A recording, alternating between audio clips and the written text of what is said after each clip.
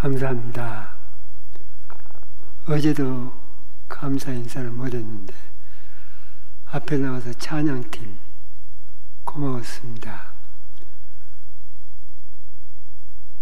오늘 저희도 참 고맙고, 우리 이성진 목사님 방금 사춘기 아이들이 격하게 문제를 일으키면 여러분 그때는 꼭 감사 헌금하세요. 교회에다가. 그건 놀랍게 감사 잔치를 벌려야 할 일입니다. 나는 젊은 시절부터 지금까지 왜 사람이 이렇게 살까? 나이가 들면 나이값을 해야 되는데 왜 이렇게 살까? 나이가 50인데 왜 저럴까? 나이가 40인데 60인데 보면 사춘기 때 제대로 아픔을 못 느낀 거예요. 얌전하게 문제없이 착실하게 살아버린 겁니다. 그런 문제입니다. 난 여러분 자녀들이 사춘기에 문제가 일어나면 잔치를 벌리면서 교회에다 꼭 감사헌금하세요. 감사헌금 해야 할 일입니다. 그냥 넘어가지 말고. 여러분, 수요일은 교회에 나오는 날입니다.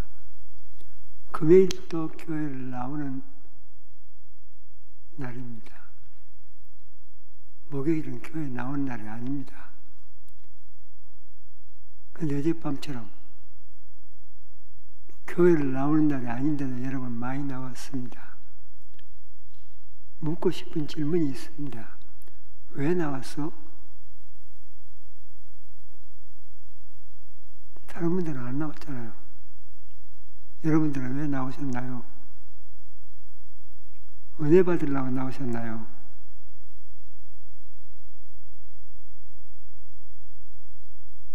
오늘 저녁에 여러분들이 나왔다는 사실 자체가 이건 엄청난 사건입니다.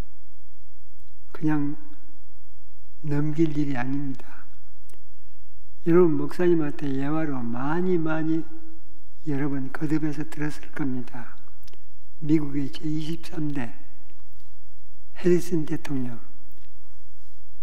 그 사람이 20대 중반 때 친구하고 둘이 술 마시러 갔다잖아요. 밤에 둘이 술 마시러 가는데 큰 교회 앞에 프랑카드가 딱 드려져 있는 거예요.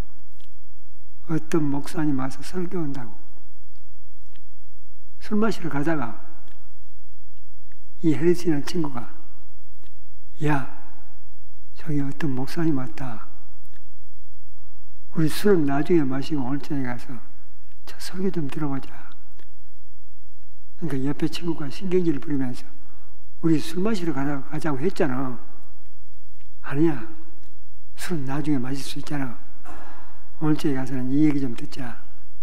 둘이 신경이가 벌어집니다. 그리고 갈라집니다. 한 친구는 술집으로 가고 해리슨은 교회로 들어갑니다. 그날 해리슨은 목사님 말씀 들으면서 엄청난 마음에 각오를 합니다. 그리고 정확하게 48년 후에 그날 저녁에 술집에 가지 않고 그 뒤에 앉아서 목사님 설교 들었던 해리슨이 미국의 제23대 대통령이 됩니다.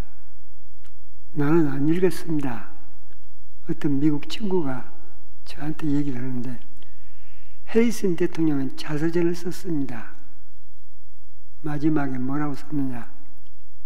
그날 저녁에 내가 그게 들어가서 목사님 그 말씀 듣지 않았더라면 나는 100% 미국의 대통령은 못했을 것이다. 그날 저녁 그 자리에 내가 앉아 있었기 때문에 오늘 나는 미국의 대통령이 되어 있다. 여러분 얼굴을 보니까 아무리 해도 미국의 대통령은 못 될 것 같습니다. 미국의 대통령은 못 되더라도 대통령에 맞먹는 엄청난 하나님의 크신 축복이 여러분에게 꼭 일어날 겁니다. 기대하십시다. 왜냐? 오늘 저녁에 교회 안 나오는 날 여러분은 나와 있습니다. 이건 기특한 일입니다. 고맙습니다. 여기서 좀 더 내려가면 오산이 있습니다. 병점 저 들어가면 양산리가 나오고 거기 가면 한신대학이 있습니다. 제가 한신대학 교수로 25년 강의했습니다. 한신대학 신학대학원은 수유리에 있습니다. 난 수유리에서 강의를 하다가 주말, 목금 이틀 동안은 꼭 양산리 일반대학에 와서 강의를 했습니다. 그래서 난 수원을 많이 지나다녔습니다. 지금부터 37년 전 9월 내 가슴 속에 잊을 수가 없는 한 남자분이 있습니다. 37년 전 나이가 50 조금 넘었습니다. 수원에서 종업원들 20명 데리고 중소기업을 하는데 부자 중소기업인으로 소문이 나는 사람이랍니다. 감리교회를 다니는데 교회 집사요. 그분이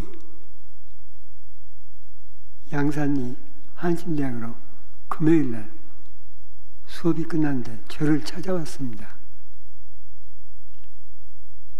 그래서 내 연구실에 둘이 앉아서 어떤 일로 오셨습니까? 했더니 미적미적 하더니 부끄러운 얘기를 드리겠습니다. 전 회사도 잘 됩니다. 돈도 많이 있습니다. 그런데 자식 농사를 못했습니다.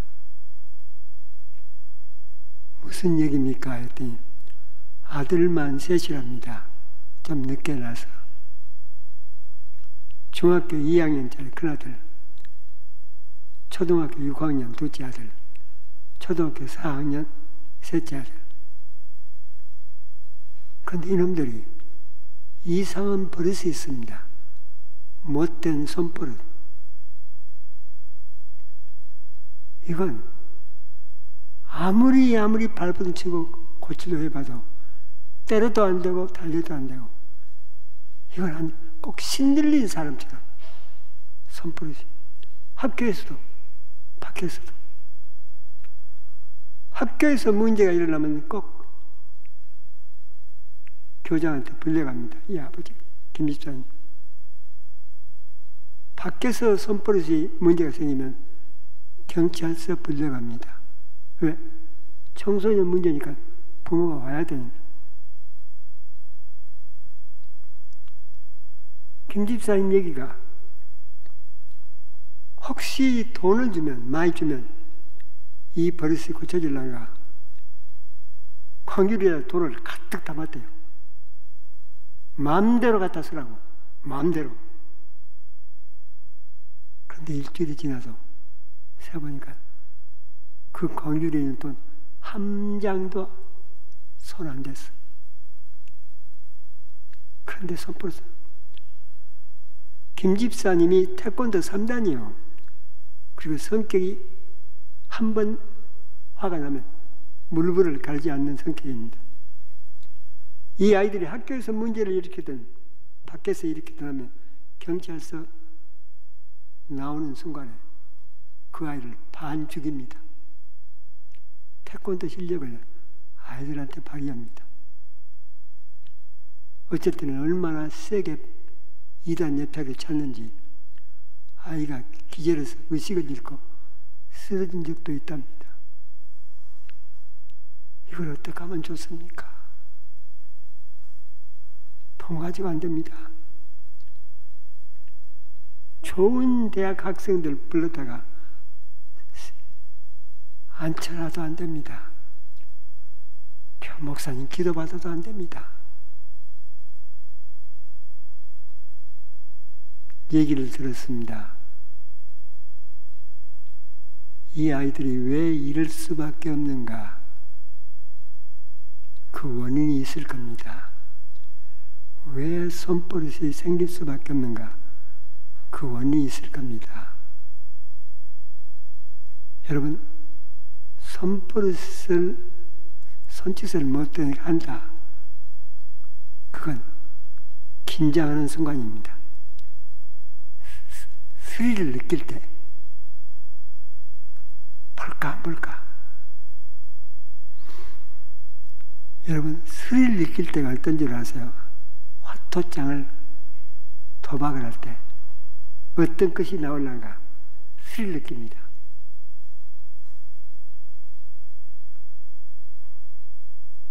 어떤 사람한테 그런 게 생기는가? 마음의 밑바탕에 불안을 느끼는 사람들이에요. 불안.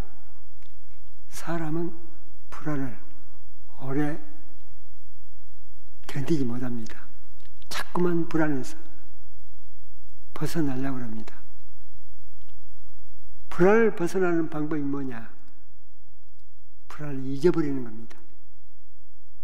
잊어버리는 것은 긴장을 하는 겁니다. 스릴을 느끼는 겁니다. 아니면 방법이 있습니다. 나이가 들면 술을 마시는 겁니다. 술을 마시는 순간 잊어버립니다. 깨면 다시 옵니다. 그러면 또 마십니다. 또 깨면 또 마십니다. 그래서 뭐가 되느냐? 알코올 중독자가 됩니다. 그래서 그런 사람한테 도박 중독자가 됩니다. 돈이 있으면 마약 중독자가 되는 겁니다. 이 아이들이 왜 그렇게 손버릇을 못되게 쓰게 될까? 뭐가 이 아이들을 그렇게 불안하게 만들었을까? 전 생각하면서 집사님, 이 아이들이 왜 그렇게 불안을 느낄까요? 아빠를 무서워합니까? 예, 저를 무서워합니다.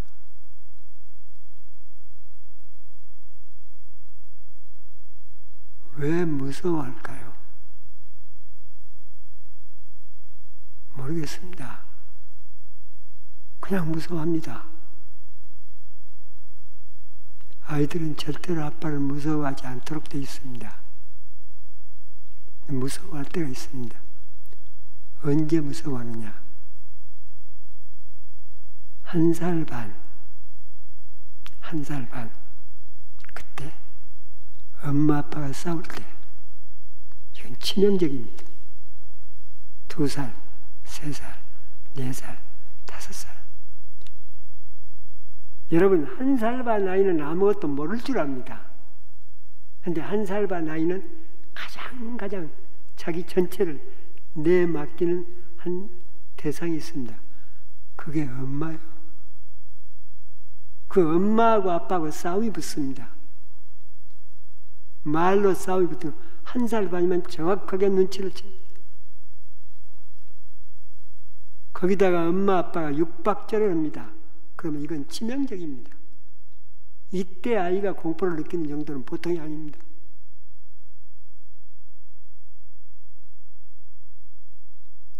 여러분, 미국에서 연구했습니다. 미국에서 유명한 의학자 닥터 필 박사. 사람이 제일 큰 공포를 느끼는 때가 언제냐? 죽음을 앞에 두고. 그걸 어떤 사람한테 측정하느냐? 사형수. 사형수가 교수대에 딱 올라 있습니다. 그러면 사형수한테 센서기를 갖다 붙입니다. 그리고 선을 연결해서 전자 현미경에 연결시킵니다. 전자 측정기에. 버튼을 누르면 사형수는 죽는 겁니다. 사형수가 그걸 압니다. 그때 죽음에 대한 공포, 그때 몸에서 사이클이 발작 사이클이 나타납니다. 가장 큰 공포, 700 사이클이 나타납니다. 파장, 700 파장이 나타납니다. 죽음의 공포를 느낄 때. 그런데 1살 반에서 5살, 6살 된 아이가 엄마 아빠 싸움을 볼 때 아이한테 선생기를 붙이면 똑같이 700이 나타납니다. 그러면 아이는 죽음에 대한 공포를 느끼는 겁니다. 이 엄마 아빠 싸움을 2번, 3번, 4번 계속합니다. 아이 마음을, 얼어붙은 마음을 녹일 시간도 없이, 여유가 없이 계속 싸워야 됩니다. 그 아이는 소망 없습니다. 나중에 병들도록 되어 있습니다. 정신이 병들어 이상이 오든가 몸의 병들어 이상이 오든가. 김집사가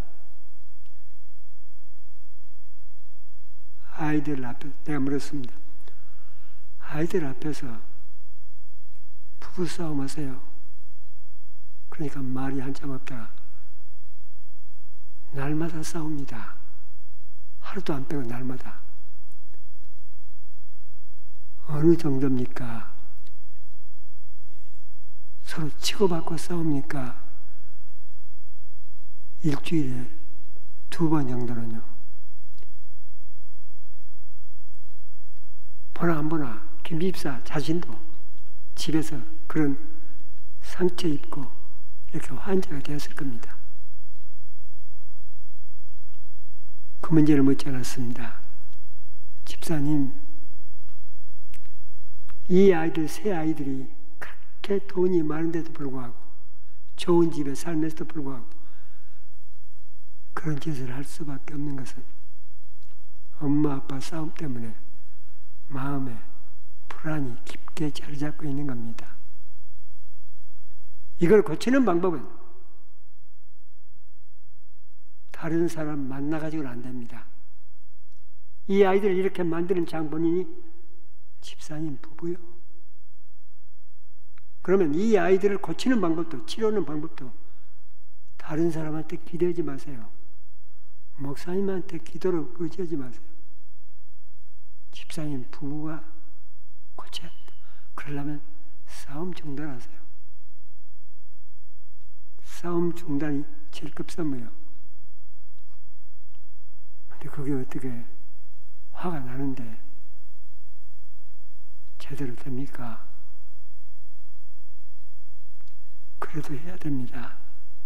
미적미적하게 제가 A4 용지를 내밀면서 집사님 마음에 다짐하세요. 그러려면 내 앞에서 각서를 쓰세요. 서약서. 나 누구는 이제부터 아이들 앞에서 싸우지 않겠습니다. 밑에다 날짜 쓰고 자기 이름 쓰고 서명합니다. 그리고 그 다음 금요일날 다시 만나기로 했습니다. 그 다음 금요일날 만났는데 내가 집사님 약속 지켰어요. 그러니까 대답을 안 해요. 또 싸우셨습니까? 네. 몇 번 싸우셨나요? 부끄럽습니다. 매일 싸웠습니다. 그렇게 안 됩니까? 화가 나면 자기도 모르겠대요. 그날 또 얘기 끝내고 각서 2번째 썼습니다. 다시 쓰세요. 지난번처럼 똑같이 썼습니다. 그리고 일주일 후 금요일날 오후 2시 또 만났습니다. 그때도 싸우고 왔습니다. 아, 이것도 고칠 수 없는 병이로구나. 그때 내가 김 집사님 붙들고 집사님 안 됐습니다. 이 아이들의 운명이요. 이 세 아이들의 운명이 앞으로 어떻게 되는 줄 아세요? 20대 내가 넘어 20대 들어가면 이 아이들은 3명 다 교도소 갑니다. 이건 90% 아닙니다. 이 아이들은 100% 교도소 갑니다. 집사님, 회사 잘 되면 무슨 소용이 있습니까? 아들 셋이 다 교도소에 들어가면, 만일 이 아이들이 교도소 안 가면 이건 내 손가락을 자르세요. 집사님 부부가 이렇게 싸우면 앞으로 그렇게 됩니다. 틀림없습니다. 아이들을 그렇게 만들고 싶으세요. 그때 김 집사님이 바닥에 무너지면서 그렇게 울었습니다. 통곡을 하면서. 그리고 일어났더니 목사님, 종이 한 장 또 주세요. 종이를 내밀었습니다. 깜짝 놀라 김씨사님이 자기 손가락을 딱 열어 깨물더니 피가 뚝뚝 떨어지니까 피로 각설었습니다. 다시는 싸우지 않겠습니다. 제가 기도하는 모습을 보여주세요. 싸우지 않는 모습, 기도하는 모습, 성경 말씀을 읽는 모습을 보여주세요. 그러면 이 아이들은 반드시 고쳐질 겁니다. 아이들한테 그러지 말아라, 공부해라, 뭐해라, 절대로 그러지 마세요. 아빠, 엄마가 그렇게 바꿔보세요. 김이사님은 그날 가면서부터 싸움 중단했습니다. 아내하고 둘이 붙들고 울면서 각오했습니다. 이 아이들한테 뭐해라, 그 아이들은 같이 노는 게 일이요. 아무리 문을 잠궈놔도 소용이 없습니다. 화장실 문을 뚫고 나가는 아이들은.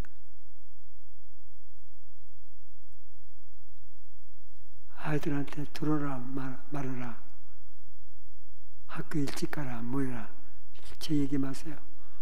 공부하는 얘기도 하지 말고 그냥 엄마 아빠가 그렇게 변화되는 모습을 보여주세요. 그럼 아이들의 마음이, 불안한 마음이 서서히 누그러지게 될 겁니다. 놀랍게도 김 집사님은 그렇게 지켰습니다. 그런데 이상한 건 한 달 반이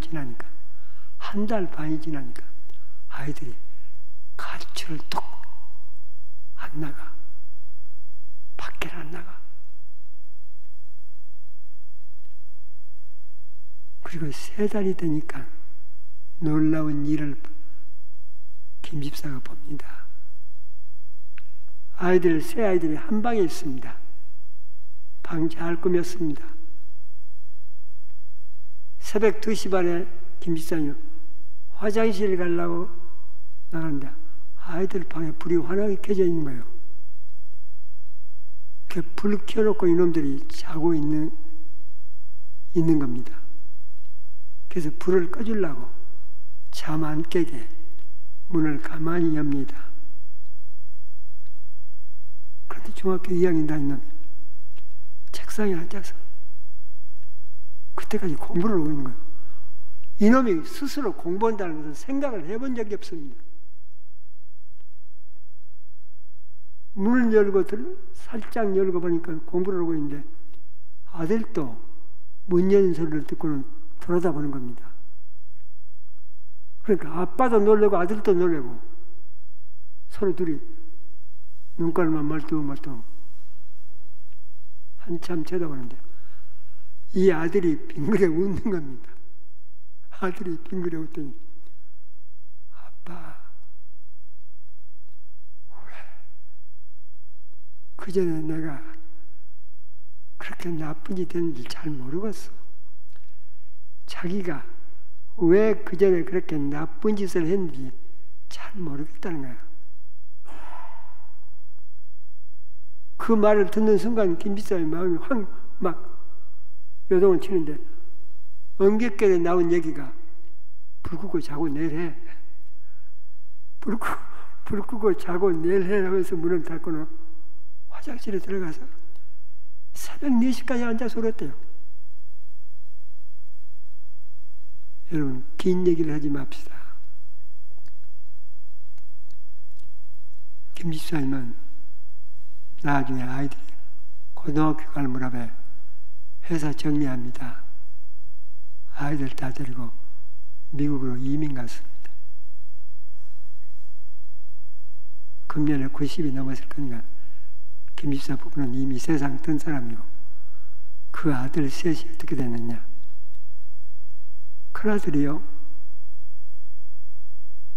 세계에서 제일 명문이 하버드 대학하고 맞먹는 대학이 있습니다. 하버드 대학과 딱 붙었습니다. 철조망 하나 사이로. 거의 MIT입니다. MIT 공대. 거기서 박사학위를 받습니다. 그리고 미국에서 최고의 머리 좋은 사람들이 뽑혀가는 곳이 미 항공우주국이에요. 나사. 지금 나사에 있습니다.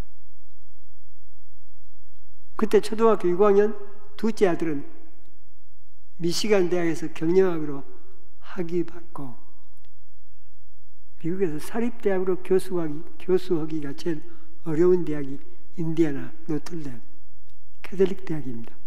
명문입니다. 거기 대학 교수하고 있습니다. 세 번째 아들은 피츠버그 대학에서 화학으로 박사 끝내고 지금 하버드 연구원으로 있습니다.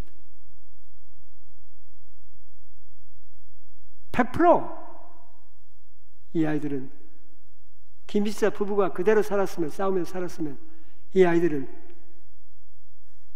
교도소에 가는 겁니다. 교도소에서 그냥 그렇게 살다가 허망하게 인생을 살다가 죽었을 거예요. 근데 아빠, 엄마가 달라진 거예요. 아빠가 좋아진 거예요. 엄마가 좋아진 거예요. 사이가 좋아진 겁니다. 그와 동시에 아이들의 운명이 180도 달라지는 겁니다. 부모와 자식의 운명은 직결되어 있습니다. 이건 분리되어 있지 않습니다.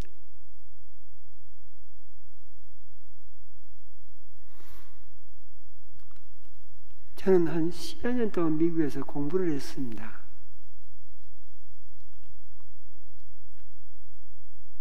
켄터키 루이빌 의과대학, 루이빌 정신병원, 거기서도 인턴을 하면서 루이빌 의과대학 채플린 인턴도 했습니다.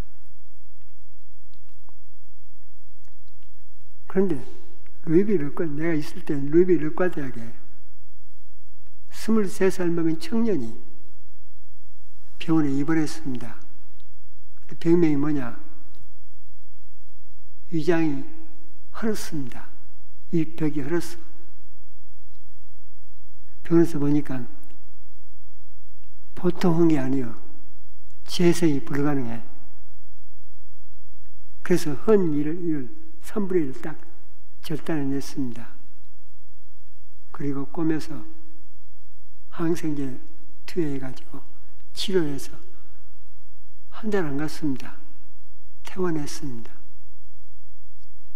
근데 퇴원을 했는데 8개월째 되던 어느 날 이 청년이 다시 들어온 겁니다. 보니까 나머지 절반이 완전히 헐어서 또 이제는 쓰기가 어려워. 그 병원에서는 또 절단했습니다. 3분의 1 남았습니다. 그리고 약 투여해서 항생제 투여해가지고 치료해가지고 3주 만인가 퇴원했습니다. 근데 이상하게 8개월 지났는데 이 청년이 또 들어온 거야. 이번엔 나머지가 완전히 엉망입니다. 그때 병원에서 의사들이 다 모였습니다. 의과대학 교수들이 다 모이고 채플린들 3명 다 모였습니다. 저도 인턴인데 따라 들어갔습니다. 그리고 사회복지사들도 다 참여했습니다. 그리고 그 환자 케이스를 가지고 토론을 합니다. 그러면서 여기가 담당 의사가 여기가 이 환자는 우리한테 맡기면 우리는 계속 위를 잘라내도록 되어 있습니다. 이번 3분의 1도 잘라내야 합니다. 그러면 식도하고 대장하고 이어주도록 되어 있습니다. 이어줄 수 있습니다. 그런데 그 다음에 나머지 식도냐 아니면 대장이냐 어디가 또 그렇게 엉망이 될지 우리는 모릅니다. 그러면 또 오면 또 결단. 결국 이 환자는 죽습니다. 그때 원장이 나와서 이 환자는 우리한테 맡기면 죽습니다. 이 환자는 여기 계시는 목사님 3분, 채플린, 병원 채플린 3분이 맡아주세요. 미국의 병원 채플린들은 고도의 치료자들입니다. 훈련받은 치료자들입니다. 공부도 많이 하고. 그때 그 채플린들 목사들 3명 나까지 해서 이 환자 왜 이러느냐 의사들하고 함께 의논합니다. 왜 이가 그렇게 엉망이 되느냐 보니까 염산이 너무 과하게 나와. 염산이라는 게 뭐냐? 그 병원에서 소화액으로 나오는 염산을 별도로 분리해냅니다. 한 바울을 분리해가지고 실험을 합니다. 2cm 정도 되는 천 위에다가 소화액에서 분리해낸 염산 한 방울을 딱 떨어뜨리니까 그냥 천을 적신인가 아니고 태우고 구멍 내요. 천을 태우고 바로 구멍 내. 그 염산이 우리 살에 닿으면 살이 그냥 타버립니다. 그 지독한 염산이 우리 몸에서 소화액으로 나옵니다. 얼마만 나오느냐? 하나님의 신비한 창조의 섭리로 음식을 소화시킬 만큼만 나오도록 되어 있습니다. 그런데 하나님의 질서를 떠나 욕심, 탐욕, 분노 거리 가면 염산이 오버하게 더 나와. 많이 나오면 다른 데로 못 가. 이 벽을 계속 돌면서 태워. 그래가지고 그 이가 그렇게 된답니다. 보니까 이 청년은 목사님들이 깊게 오랫동안 상담을 해보니까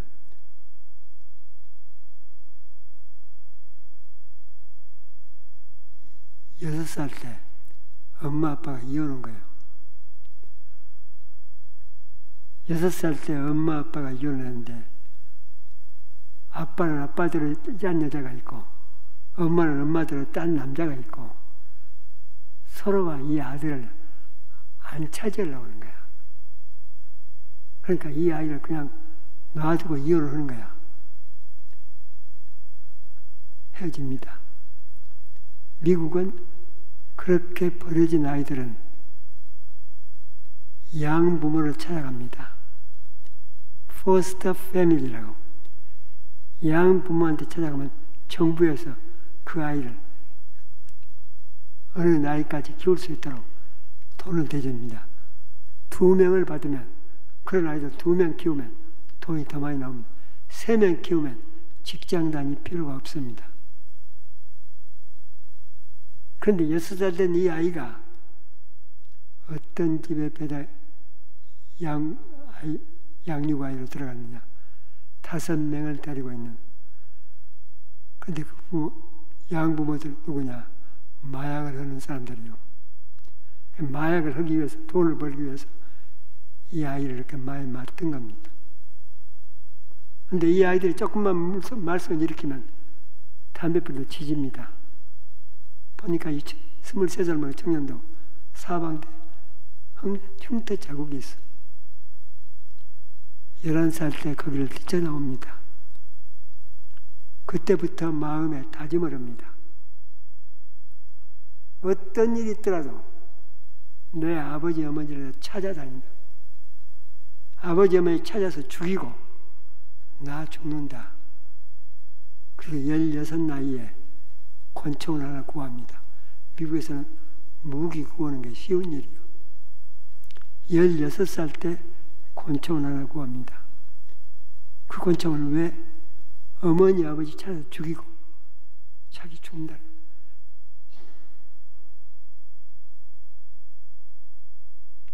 23살까지 어머니 아버지 죽이려고 마음속에 그렇게 들끓는 분노 가지고 미움 가지고 살다 보니까 이 영상이 정신없이 나온 겁니다.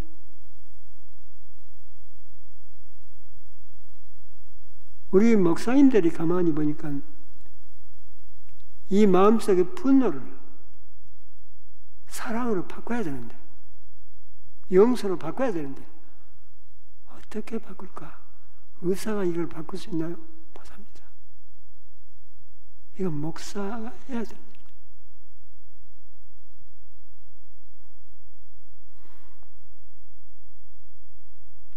가장 좋은 길이 있습니다. 엄마 아빠가 와서 용서를 빌면 가장 빠른 길입니다.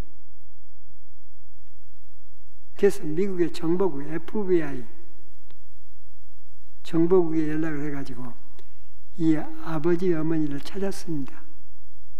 보니까 아버지는 벌써 죽고 없고 켄터키주에서 떨어진 오하이오주에 엄마만 살고 있는데 그 엄마가 연락을 해보니까 어떤 산골에서 찢어지게 가난하게 사는데 문제는 이 아들을 찾아올 교통비가 없는 거야. 빨리 만나야 되는데 그래서 모금했습니다. 비행기 타고 빨리 오라고. 엄마가 왔습니다. 이 아들 6살 때 헤어진 아들을 23살 그러니까 17년 동안 안 만났다가 만나는 겁니다. 이 엄마가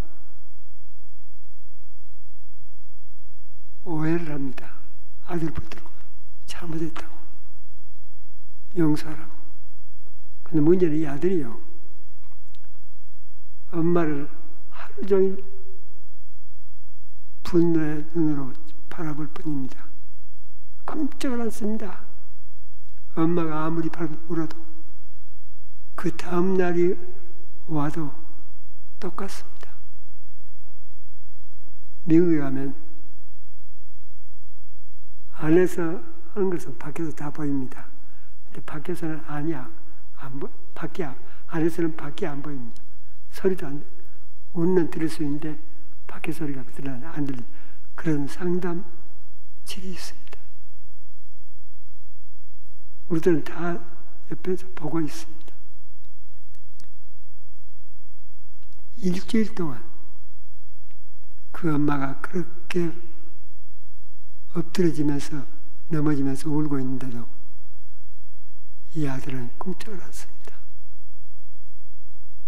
우리는 굉장히 마음을 졸였습니다.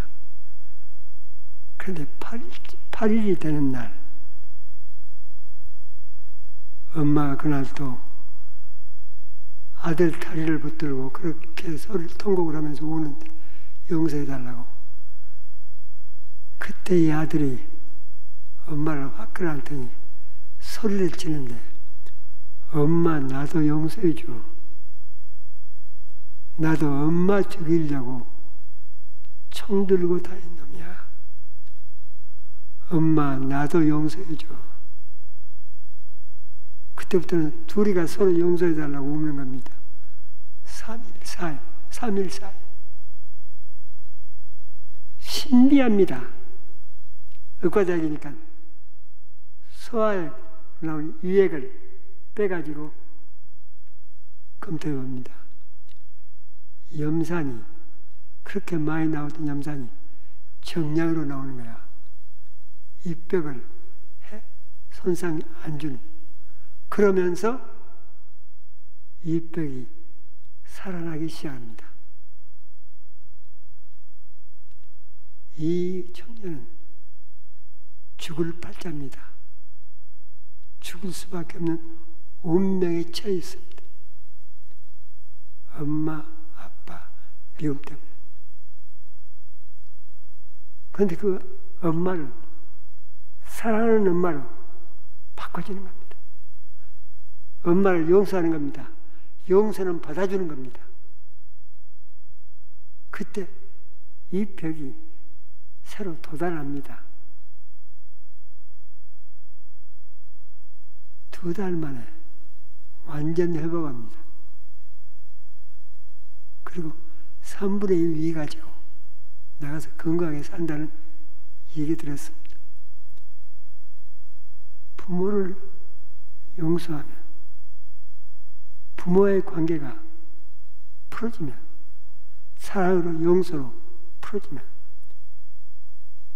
운명이 바꿔집니다. 수원도 마찬가지고 루이빌 의과대학의 23살만 청년도 다 운명이 부모를 만나니까 무서운 부모가 아니라 사랑하는 부모로 바꿔지니까 자식의 운명이 바꿔지는 겁니다. 이 얘기는 다른 얘기가 아닙니다. 2000년에 쓰여진 오늘 성경 얘기입니다. 탕자 얘기입니다. 여러분들이 잘 압니다. 탕자 얘기는. 그 당시 자식이 부모한테 내 재산 주세요 이러면 그건 큰 벌에 해당됩니다. 돌 맞아 죽어야 되고 큰 죄입니다. 그런데 이 아들이 부모한테 내 재산 주세요 합니다. 부모가 줍니다. 이건 부모와의 관계가 이젠 틀어진 겁니다. 깨진 겁니다. 이 아들이 그 재산 가지고 잘 살아갑니다. 흥청망청. 돈이 다 떨어집니다. 자기를 둘러쌌던 사람들이 다 떨어져 나갑니다. 그 다음에 먹을 것이 없습니다. 여러분, 얼마나 배가 고프면 돼지 먹는 것을 집어먹을까요? 그러면 운명이 바닥에 떨어진 겁니다. 부모하고 관계가 이렇게 틀어지면서 이 아들의 운명이 얼마나 엉망으로 무너졌느냐, 바닥에 떨어졌느냐, 그걸 의미하는 겁니다. 그때 죽음 직전에 이 아들이 회개합니다. 아, 내가 잘못했구나. 내가 아버지 어머니한테 잘못했구나. 돌아가서 용서를 빌자. 근데 그냥 용서가 아니야.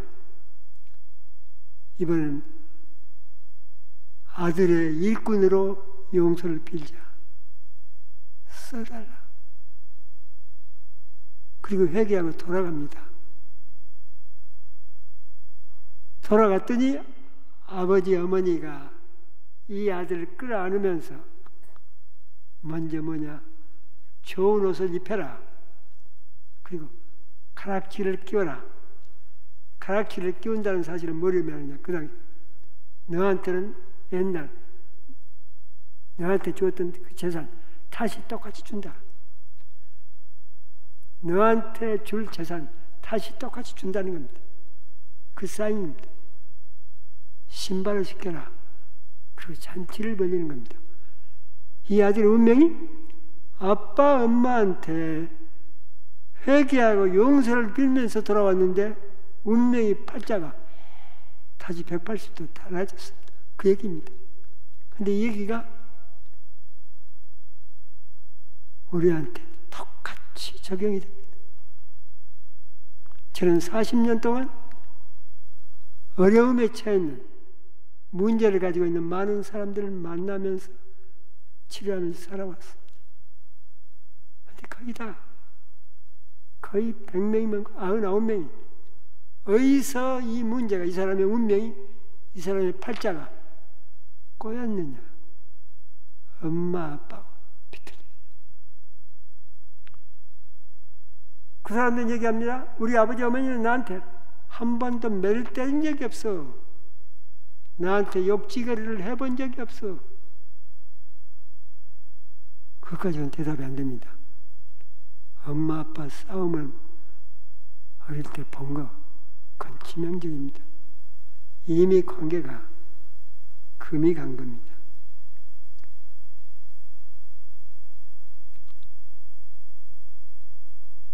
저는 어떤 교도소 인연이 돼가지고 교도소 죄수들을 몇 년 동안 많이 만나본 적이 있습니다. 거의 100%입니다. 어디서 이 사람들이 이렇게 틀어졌느냐? 엄마, 아빠 관계가 삐뚤어지기 시작합니다. 엄마, 아빠하고 관계가 정상적이면 운명의 팔자가 틀어질 이유가 거의 없습니다. 왜 교통사고를 만나든가 전쟁이 일어나든가 그거하고는 관계가 없습니다만, 저는 지금까지 수도 없이 살아오면서 어디다 포커스를 맞추느냐? 엄마 아빠를 다시 만나라. 엄마 아빠하고 다시 만나서 화해라. 용서하는 마음, 사랑의 마음으로 다시 만나라. 우리 연구원 얘기합시다.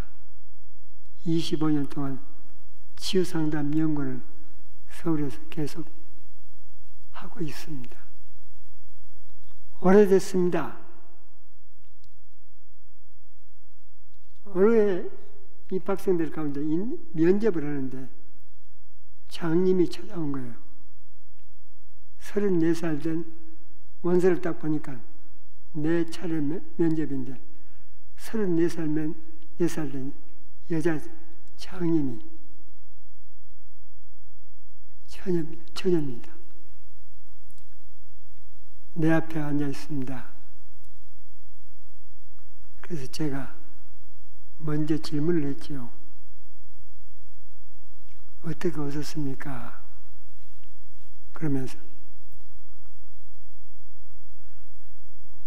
태어날 때부터 앞이 안 보였나요? 아니면 중간에 앞이 안 보였나요?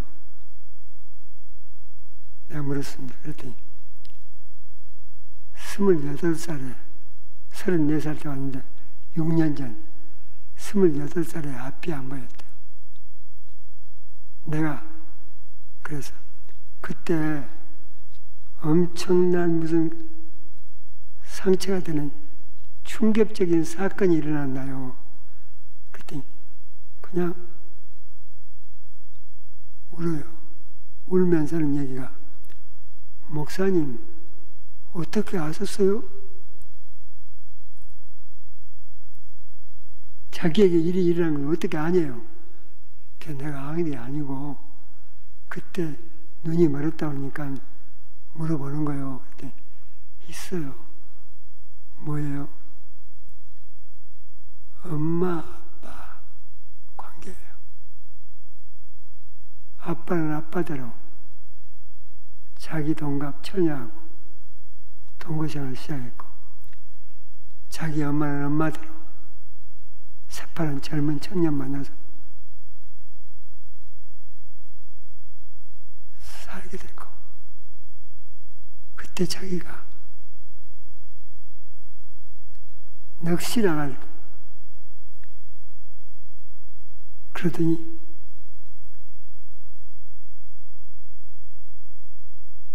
한 달, 두 달 만에 앞이 안 보이더래요. 자기 아빠가 동두천에서 큰 회사 사장이요. 이 딸은 엄마 아빠 사이에 딸 하나의 외동딸이요. 그러니까 이 외동딸을 두고 아빠도 엄마도 너무 금이야 오기가 키운 겁니다. 그래서 27살이 되었을 때 어느 날 친구가 너 큰일 났어. 네 아빠가 이를 살림을 하고 있어. 자기가 봤대요. 그 친구 따라서 가보니까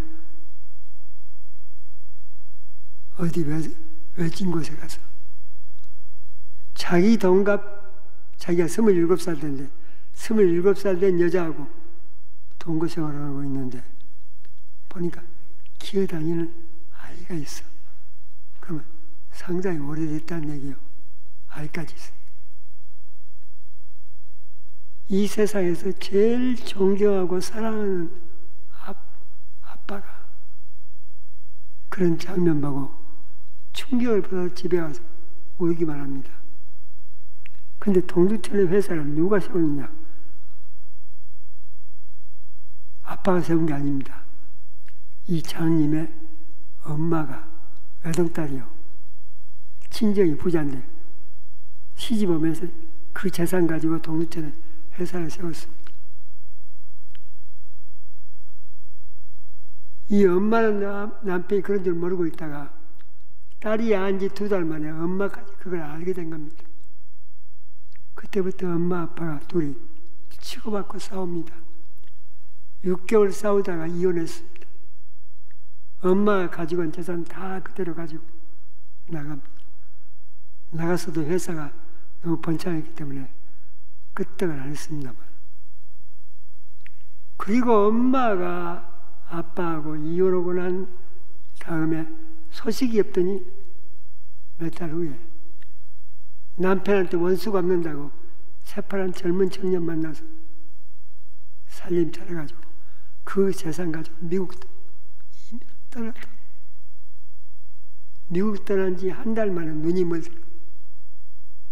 아빠도 그렇게 되고 엄마도 그렇게 되고. 그때부터 이 아빠는 동국대는 회사 맡기고 이 딸 눈 고쳐보려고 아빠가 동경대학 석사 출신이요. 일본말 유창합니다. 이 딸 데리고 제일 먼저 일본 의과대학을 다 돌아다닙니다. 이 딸 눈 고쳐보려고. 소용없습니다.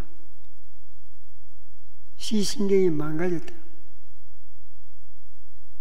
그 다음에 한국으로 돌아와서 한국 모든 의과대학을 다 돌아다닙니다. 역시 똑같은 결론입니다. 현대의학으로는 시신경을 치료할 수 있는 방법이 없다.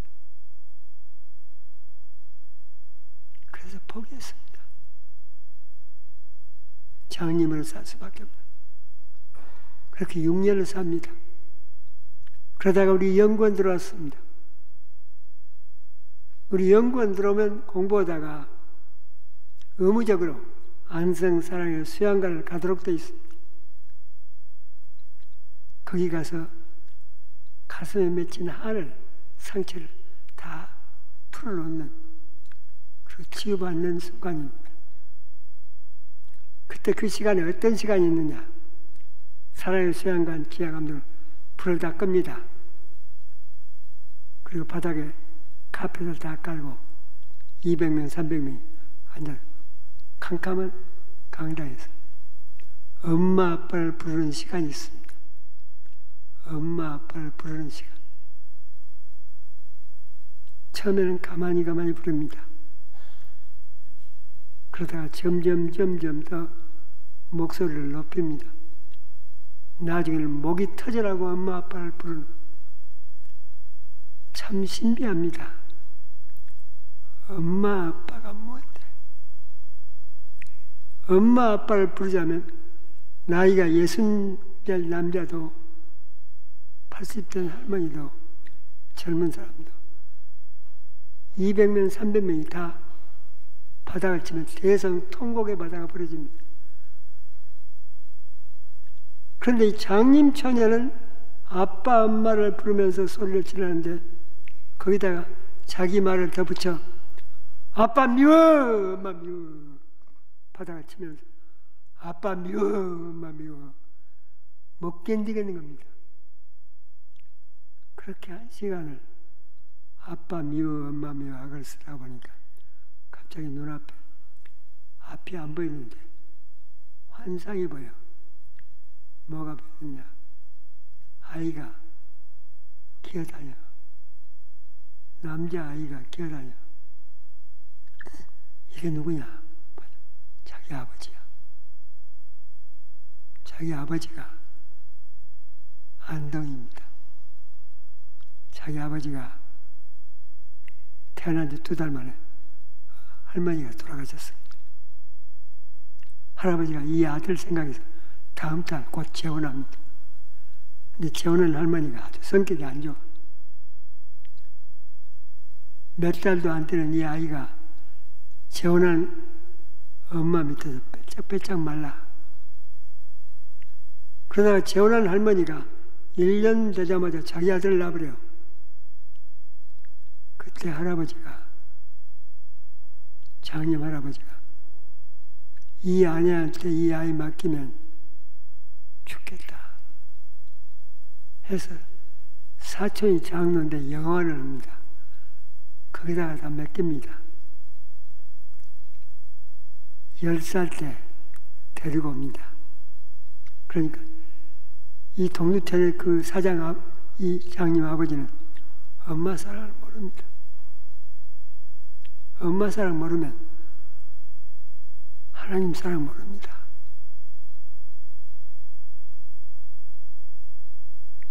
아빠가 이 장님 딸한테 수백 번도 넘게 기가 닳도록 나는 이렇게 자랐어 이렇게 자랐어 얘기를 하는데 그냥 이쪽으로 듣고 이쪽으로 흘리는 거예요. 그런데 이 안성 사랑의 수양관 영성 아빠 미워 엄마 미워도 하다 보니까 아빠가 엄마를 잃어버리고 기어다니는 사랑도 한 번도 못 받은 엄마 사랑 한 번도 못 받은 고아를 자란 아빠. 그때 너무너무 불쌍한 거예요. 아빠 미워가 어떻게 바꿔지느냐? 불쌍한 우리 아빠. 엄마 사랑도 한 번도 못 받고 우리 불쌍한 우리 아빠 하면서 통곡을 하는데 얼마나 통곡을 했을까? 캄캄. 나중에 보니까 옆에 남자가 막 바닥을 치면서 어머니 우는 모습 보여. 캄캄한데 보니까 왼쪽에 젊은 처녀 아이가 가슴을 치면서 아빠 엄마 보이는 거예요. 앞으로 뒤로 캄캄해지면 보여. 여러분 눈을 뜬 겁니다. 내 눈으로 봤습니다. 현대의학이 포기해버리고 장님이 눈을 뜨는 거예요. 어떻게 떴을까요? 설명이 안 됩니다. 그런데 양자 물리학과 유전자 의학에서는 설명이 100% 됩니다. 현대의학에서는 안 됩니다. 시신경. 양자 물리학에서는 해석이 됩니다. 어떻게 되느냐? 여러분이 지금 저를 보고 있는데 그냥 하는 게 아닙니다. 여러분 뒤에서 내 속에서 사람을 바라볼 수 있는 호르몬을 시신경을 통해서 호르몬을 계속 염색해서 만들어냅니다. 그 호르몬이 계속 나오면서 그 호르몬 때문에 우리는 사람을 볼 수 있는 거예요. 그런데 어느 순간에 충격을 받으면 그 시신경 호르몬을 만들어내는 염색체가 공장 문을 딱 닫아버립니다. 충격받아요. 그러면 그때부터 장님 되는 거예요. 그런데 이 염색체 공장이 언제 다시 가동할 수 있느냐? 뜨거운 사랑을 받을 때, 뜨거운 사랑에 접할 때, 성령이 내게 임할 때, 그때 염색체 공장이 가동을 합니다. 호르몬을 만들어냅니다. 이걸 우리 교회에서는 기적이라고 얘기합니다. 그 장님 처녀가 눈 뜨고 결혼합니다. 의정부에서 지금 아들 둘 낳고 통합적 장로교회 잘 삽니다.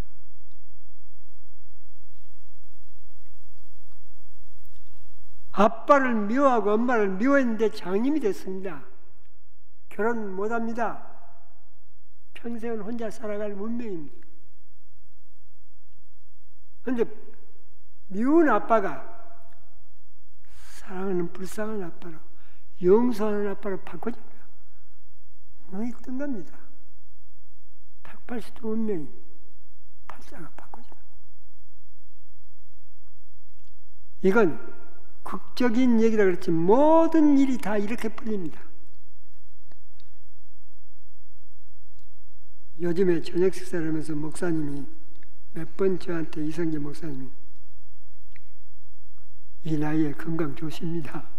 저들 건강 좋다고. 저는 건강이 좋은 사람이 아니요. 30살 되기 전에 죽는다고 난리였으니까. 아무도 나를 30살 이상 산다고 해서 보는 사람이 없었습니다. 그만큼 약했습니다. 그러니까 얼마나 약했으면 내 키가 중고등학교 다닐 때 1m 73cm였습니다. 지금은 줄어들어서 그렇지. 근데 몸무게가 얼마냐? 52kg를 한 번도 넘어본 적이 없습니다. 지금 정확하게 58kg입니다. 여러분, 내 35살 나이 미국에서 공부할 때까지, 치유받을 때까지 52kg를 넘어본 적이 없습니다. 지금 58kg가 됐는데도 여러분, 내가 좀 비실비실하게 보이죠? 교회 집회에 가면 제일 이게 문제예요. 나이 든 권사님들은 저 목사님이 집회를 제대로 할 수 있겠냐, 보세요. 걱정을 한대요. 58kg인데 그렇습니다. 그런데 52kg 가면 돼보세요. 그러니까 52kg, 키로로 바꾸니까 감이 안 오죠. 정육점에 가면요, 소고기 한 근이 몇 g이요? 한 근이 600g이요. 내가 6kg가 불어난 거예요, 지금. 그럼 몇 근이 불어났느냐? 고기로, 순 고기로만 10근이 붙은 거예요. 붙어도 이 지경이에요. 52kg면 여기서 10근을 발라내봅시다. 그럼 뭐만 남아요? 뼈만 남아. 내 별명이 많습니다. 피골상적. 내 별명이 피골상적. 미국에 가서도 제일 문제가 이거였습니다. 이게 해결이 안 됩니다.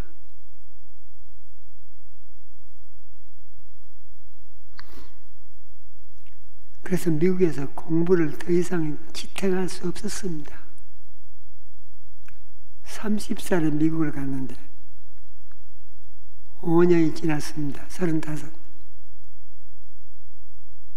미국 교수들은 나를 한국으로 돌려보내려고 그랬습니다. 소망이 안 보이니까. 근데 하나님의 역사가 나를 한국으로 돌려보내려고 교수에서 결정을 하려고 하는 전날, 우리 학교에 세계적으로 유명한 웨인 오츠 박사, 인간의 마음을 치유하는 세계적인 대가입니다. 그 박사 우리 학교에 부임합니다. 근데 그 다음날 교수회가 열린 거예요.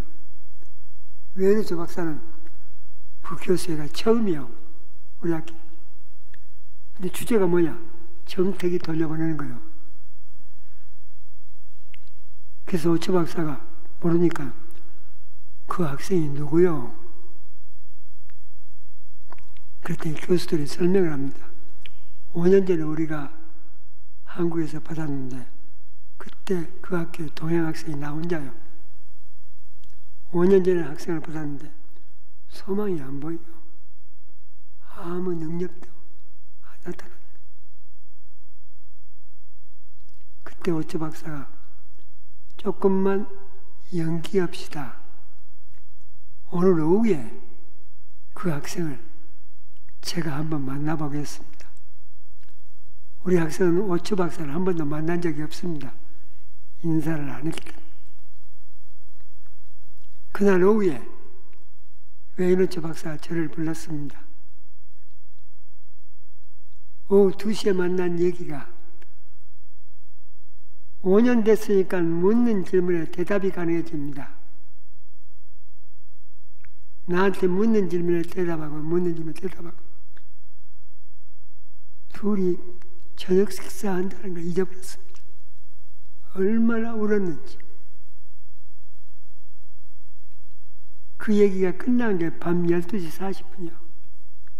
10시간 40분을 앉아서 울면서. 끝나고 난 다음에 오처 박사가 나한테 한 얘기입니다. 너는 이대로 가면 절대로 3년 이상 못 살아. 암 걸려 죽든가 다른 병으로 죽든가 아니면 정신병으로 들어가 죽든가 3년 안 걸려. 네 운명이야. 뭐가 이렇게 만들었냐? 네 아빠 엄마의 관계야. 네 아버지 어머니 관계를 해결하지 않으면 네 마음속에 맺힌 풀지 않으면 넌 죽어. 그게 나를 휴학시킵니다. 그리고 켄터키 렉싱턴 인간의 마음을 치유하는 공동체를 보냅니다. 그걸 뻔따서 제가 한국에 쓰고 있는 겁니다. 켄터키로 가서 4달 만에 제가 변화가 일어납니다. 얼마나 많은 사람들이 나를 위해 그렇게 울어주는지, 내 아픔을 알아주고 기도하는지.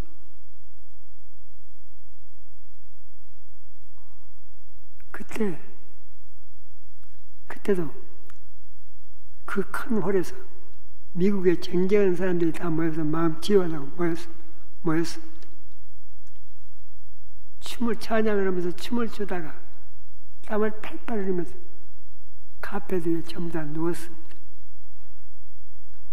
그리고 음악이 나옵니다. 명상음악이 나옵니다. 근데 갑자기 천정이 눈을 감았는데 천정이 화하는 거예요. 천정이 화하는데 뭐가 보이느냐? 노란 참외가 5개가 딱 나타나는 거야. 저 참외? 좀 바라보니까 그때 딱 언제로 돌아가느냐? 초등학교 3학년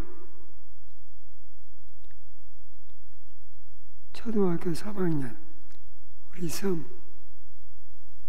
운동회 시간으로 돌아가는 거야. 우리 섬 초등학교가 내가 1회 졸업생이요. 초등학교 때 학교가 생겨가지고 운동회가 딱 돌아오면요, 우리 섬 사람들은 그날 아무도 일을 안 했습니다. 부모들이 점심시간에 다 자식들 먹이려고 맛있는 음식 해가지고 다 학교로 모여듭니다. 근데 우리 집만 아무도 안 와. 우리 어머니는 시집와서 우리 형님 나눴고 우리 아버지를 뺏겼습니다. 우리 어머니는 아버지보다 3살이 더 많아. 근데 우리 형님 나눴고 우리 아버지는 아버지보다 17살이 어린 정말 예쁜 처녀 골라서 다시 결혼합니다. 그리고 그 예쁜 처녀하고 다시 결혼을 해서 살림을 차리는데 하필이면 우리 섬에서 바라보이는 큰 섬, 산 너머 어느 마을에 살림을 잘해서 살아갑니다. 그걸 우리 어머니가 봐. 그 섬을 날마다 바라봐. 우리 어머니는 남편을 뺏기고 난 다음부터 가슴에 한이 맺혀서 그게 어디로 빠지느냐? 일 중독으로 빠집니다. 일을 하면서 잊어버립니다. 다른 부모들은 전부 다 학교 운동장에 모여드는데 우리 어머니는 자식이 학교에서 운동을 하는지 공부를 하는지 관심이 없습니다. 잊어버립니다. 일 중독에 빠져서 잊어버립니다. 아버지는 거기에 빠져서 자식에게 관심이 없습니다. 우리 집에 오면 그렇게 무섭습니다. 그런데 사모님 때 운동의 날 우리 아버지가 우리 집에 와서 있었습니다. 올 때마다 그렇게 무서웠습니다. 소리를 치고 엄격하고 점심시간이면 우리 형하고 나하고 둘이는 다른 아이들은 다 부모들과 맛있는 음식 먹는데 집에 와서 찬밥 말아먹고 그리고 오후에 운동시간에 나갑니다. 섬 사람들이 인심이 정이 많아서요. 그냥 이 집에서 저 집에서 우리를 붙듭니다. 함께 먹자고. 근데 상처가 많은 새끼들은 자존심이 더럽게 셉니다. 남은 거 다 안 얻어먹는다고. 학책같이 집에 들어가서 찬밥 먹고 3학년 운동의 날 점심시간에 그때도 뿌리치고 우리 형하고 나하고 둘이 교문을 나섭니다. 교문을 나서는 순간에 엄청난 무서운 사건이 벌어진 겁니다. 그 무서운 아버지가 저쪽에서 교문 쪽으로 걸어오는 거야. 여러분, 아버지가 찾아오면 반가운 얘기잖아. 근데 우리 형하고 나하고 둘이는 반가운 일이 아니요. 둘이가 얼어가지고 너무 무서우니까, 아버지가 오는 게 너무 무서우니까 둘이 얼어가지고 입이 벌어집니다. 눈동자를 딱 멎어버리고. 아버지가 우리 앞에 다가오는데 광주리를 들었던 것 같아요. 광주리를 우리한테 내미는데 우리 형은 나보다 더 상처를 받아가지고 그걸 받을 줄 몰라. 그 광주리를 내가 받았습니다. 받았으면서 광주리를 못 봐. 아버지만 쳐다보느라고. 아버지가 너희들 먹으라고 사왔다. 그리고는 돌아가. 아버지가 저 집 모퉁이로 사라질 때까지 그때야 긴장이 풀린 거야. 그때 광주리를 바라봤는데 참외 5개가 들어있는 거야. 그날 우리 형하고 나하고 둘이 2개 반씩 산에 올라가서 그게 우리 점심이요. 그날 저녁에 와서 어머니한테 들었습니다. 우리 섬에는 참외가 없어. 장사도 없고. 우리 섬에서 뒷섬까지 바다입니다. 바닷물이 나가면 갯벌이 나옵니다. 그 갯벌이 굉장히 깁니다. 우리 섬 사람들은 보리밥 3그릇 먹고는 그걸 못 건너. 무릎까지 빠지니까. 근데 우리 아버지가 그 갯벌을 건너서 참외 5개를 사다가 다시 건너서 우리한테 줬다는 거야. 그때 놀랐습니다. 사모님. 그런데 우리 형제간들 마음속으로는요, 우리 아버지는 저쪽 이쁜 어머니만 사랑하고 이쁜 어머니한테 태어난 자식들만 사랑하고 우리 어머니 싫어하고 우리 어머니한테 태어난 우리 형제들 싫어하고 그게 가슴에 너무 깊이 딱 박혀. 그날 얼마 동안 아버지가 우리한테 참외 5개를 주려고 갯벌 뺏어서 갔다 왔다는 걸 생각했습니다. 그리고 얼마 안 가서 깨끗이 잊어버렸습니다. 무의식 속으로 들어가 버린 거예요.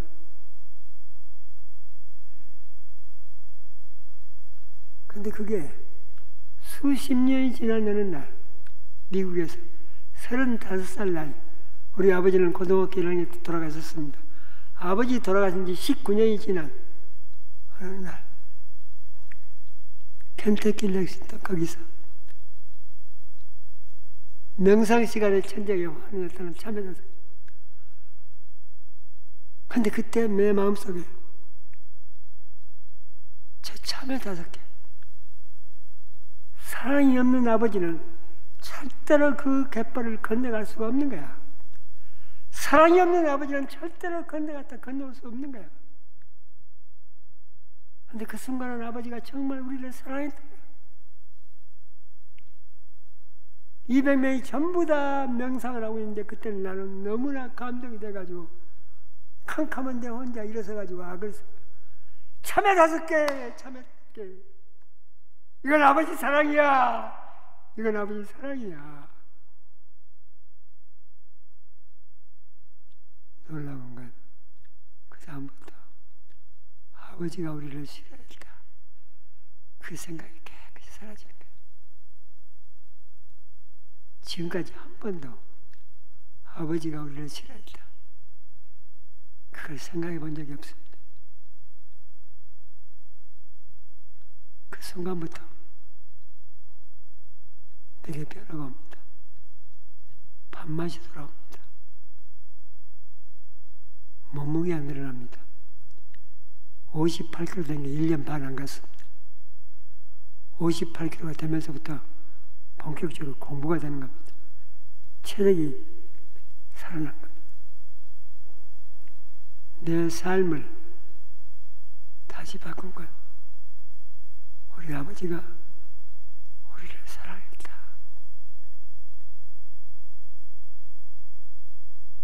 내 운명을 바꾸는 순간이었습니다. 사실 솔직한 고백은 나는 그때야 하나님을 알았습니다. 그때야 믿음이라는 걸 실감했습니다.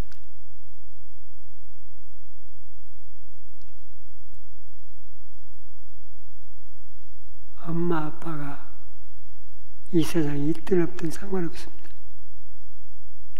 우리 마음속에 남아있는 부모 다시 만나야 됩니다. 감사와 사랑과 용서로. 그러면 그때야 하나님이, 성령이 우리 마음속에 들어와 자리를 잡습니다. 아빠 엄마와 관계가 틀어져 가지고 상처로 자리 잡고 있는 성령이 들어와서 역사 못합니다. 부흥이 할 때 뜨거웠을 때 조금 했다가 팍 씻고 팍 씻고. 여러분, 부모를 만나면 지금도 늦지 않습니다. 여러분의 운명이, 여러분의 팔자가 꽃이 핍니다. 창세기 20장 12절 십계명의 중요한 부분입니다. 네 부모를 공경해라. 그리하면 하나님이 너에게 준 이 땅에서 네 운명이 잘 풀려가리라. 기도합시다. 하나님 감사합니다.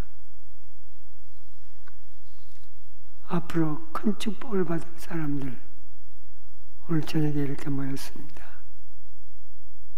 이들의 운명이, 이들의 삶이